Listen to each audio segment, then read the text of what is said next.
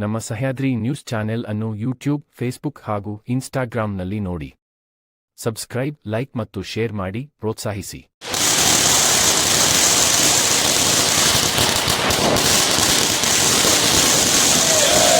ಮಹಾರಾಷ್ಟ್ರದಲ್ಲಿ ಅಪ್ರತಿಮ ವಿಜಯ ಸಾಧಿಸಿದ ಬಿಜೆಪಿಗೆ, ನರೇಂದ್ರ ಮೋದಿ ಅವರಿಗೆ, ಅಮಿತ್ ಶಾ ಅವರಿಗೆ, ಫಡ್ನವೀಸ್ ಅವರಿಗೆ ಭಾರತ್ ಮಾತಾ ಕಿ ಬಿಜೆಪಿ ಜಿಂದಾಬಾದ್ ಜಿಂದಾಬಾದ್ ಜಿಂದಾಬಾದ್ ಬಿಜೆಪಿ ಜಿಂದಾಬಾದ್ ಭಾರತ್ ಮಾತಾ ಕಿ.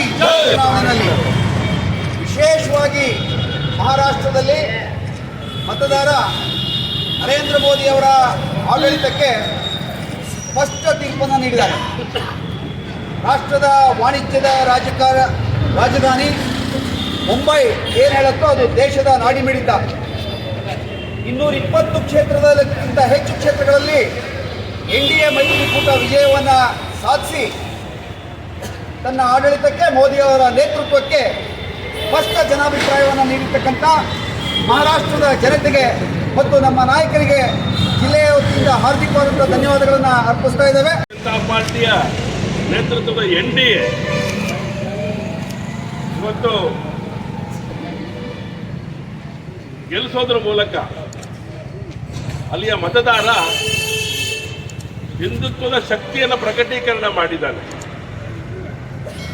ಹಾಗಾಗಿ ಮಹಾರಾಷ್ಟ್ರದ ಸಮಸ್ತ ಮತದಾರ ಬಂಧುಗಳಿಗೆ ಆರ್ಥಿಕವಾದಂಥ ಅಭಿನಂದನೆಗಳನ್ನು, ಕೃತಜ್ಞತೆಗಳನ್ನು ಮೊದಲನೇದಾಗಿ ಸಮರ್ಪಣೆ ಮಾಡ್ತಾರೆ. ಎಲೆಕ್ಷನ್ ಕಮಿಷನ್ ಮಾಡಿದ್ದಾರೆ ಅಂತ ನನಗೆ ಅನಿಸ್ತಾ ಇಲ್ಲ. ಕರ್ನಾಟಕ ಸರ್ಕಾರದ ಎಲೆಕ್ಷನ್ ಮಾಡಿದೆ ಅಂತ ನಾನು ಭಾವಿಸಿದ್ದೇನೆ. ಹಾಗಾಗಿ ರಾಜ್ಯ ಸರ್ಕಾರದ ಪರವಾಗಿ ಇವತ್ತಿನ ದಿನ ಮತದಾರ ಅಲ್ಲಿ ಕಾಂಗ್ರೆಸ್ಸಿಗೆ ಗೆಲುವನ್ನು ತಂದುಕೊಟ್ಟಿದ್ದಾರೆ.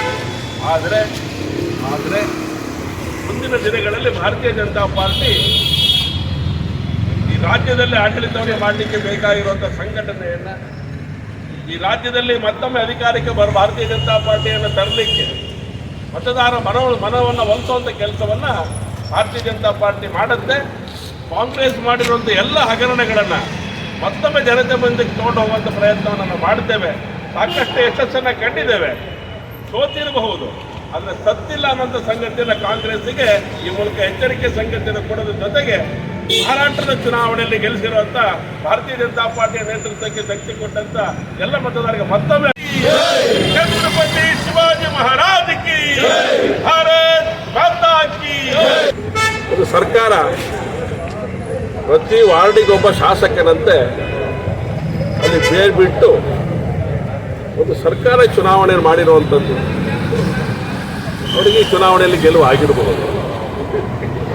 ಆದರೆ ಮುಂದಿನ ದಿನಗಳಲ್ಲಿ ಸರ್ಕಾರ 3 ವರ್ಷಗಳ ನಂತರ ಮತ್ತೊಮ್ಮೆ ಅಧಿಕಾರಕ್ಕೆ ಬರೋಕ್ಕೆ ಸಾಧ್ಯ ಇಲ್ಲ. ಯಾಕೆ ಅಂತ ಹೇಳಿದರೆ ಅವಾಗ ಕಾಂಗ್ರೆಸ್ಸಿನ ಹಗರಣಗಳ ಸರಮಾಲೆಯ ನೇತೃತ್ವ ಕಾಂಗ್ರೆಸ್.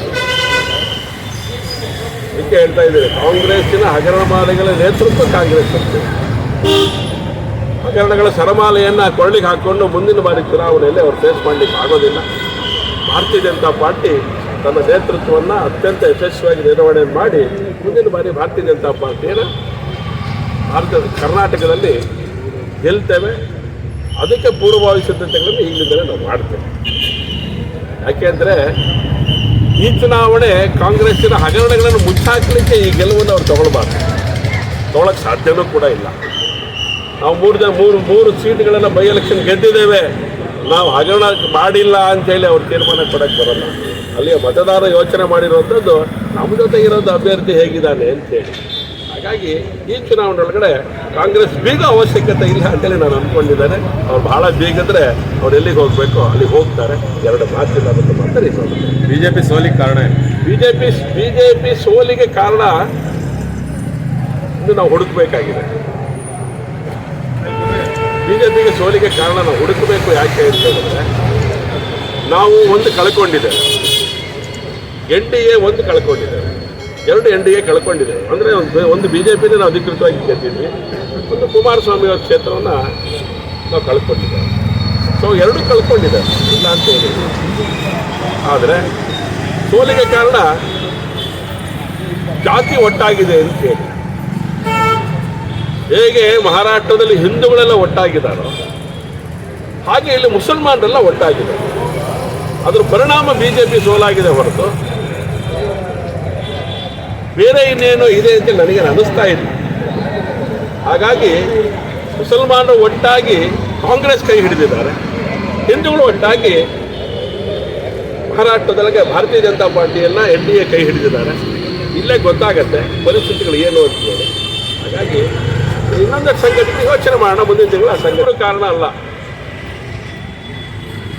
ಸೋಲಿಗೆ, ವಿಜೇಂದ್ರನೂ ಕಾರಣ ಅಲ್ಲ, ಯತ್ನಾಳು ಕಾರಣ ಅಲ್ಲ. ಸೋಲಿಗೆ ಕಾರಣ ಮತದಾರ ಮನಸ್ಸು ಮಾಡಿರುವಂಥದ್ದು ಕಾರಣ. ನಮ್ಮನ್ನು ಮತದಾರ ಸೋಲಿಸಿರುವಂಥದ್ದು, ನಮ್ಮ ನಾಯಕತ್ವ ಸೋಲಿಸಿಲ್ಲ. ನಮ್ಮ ಮತದಾರನ ಗೆಲ್ಲುವಂಥದ್ದು ಭಾಳ ಅವಶ್ಯಕತೆ, ಆ ಮತದಾರರ ಮನಸ್ಸನ್ನು ಗೆಲ್ಲುವಂಥದ್ದು ಭಾಳ ಅವಶ್ಯಕತೆ ಇದೆ. ಆ ದಿಕ್ಕಲ್ಲಿ ಭಾರತೀಯ ಜನತಾ ಪಾರ್ಟಿ ಕೆಲಸವನ್ನು ಮಾಡುತ್ತೆ.